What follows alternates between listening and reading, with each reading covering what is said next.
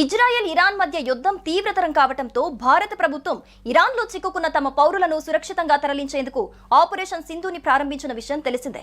ఈ కార్యక్రమంలో భాగంగా భారతీయ విమానాలకు వెసులుబాటు కల్పిస్తూ ఇరాన్ తన గగనతలాన్ని ప్రత్యేకంగా తెరిచి యుద్ధ పరిస్థితుల్లో ఇరాన్ తమ దేశం నుంచి అంతర్జాతీయ విమానాలకు మూసివేసింది. తాజాగా భారత్ కోసం వెసులుబాటు కల్పించగా ఇరాన్లోని మస్జిద్ నుంచి 290 మంది భారతీయ విద్యార్థులు ఢిల్లీలోని ఇందిరాగాంధీ అంతర్జాతీయ విమానాశ్రయంలో సురక్షితంగా దిగారు.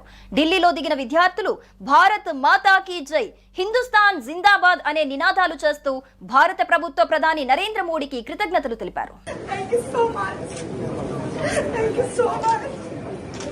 हिंदुस्तान जिंदाबाद, हिंदुस्तान जिंदाबाद, हिंदुस्तान जिंदाबाद। मेरा भारत महान है, महान है, जय हिंद, जय हिंद, जय हिंद।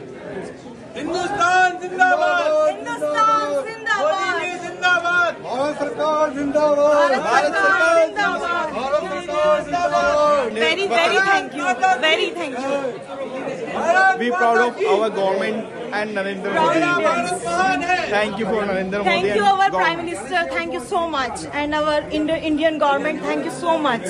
ఇరాన్ రాయబార సిబ్బంది ప్రకారం దాదాపు 10,000 మంది భారతీయులు ఇరాన్ లో నివసిస్తున్నారు. వారిని తిరిగి తీసుకురావడానికి అవసరమైన ఏర్పాట్లు చేస్తున్నారు. ఈ రెస్క్యూ ఆపరేషన్ లో భాగంగా ఇప్పటి వరకు ఇరాన్ నుంచి మొత్తం 517 మంది భారతీయులను సురక్షితంగా భారత్ తీసుకొచ్చి వారి స్వస్థలాలకు తరలించారు. వీరిలో 110 మంది జూన్ 19న ఆర్మేనియా దోహా మీదుగా ఢిల్లీకి చేరుకున్నారు. हिंदुस्तान जिंदाबाद, भारत सरकार जिंदाबाद, भारत सरकार जिंदाबाद।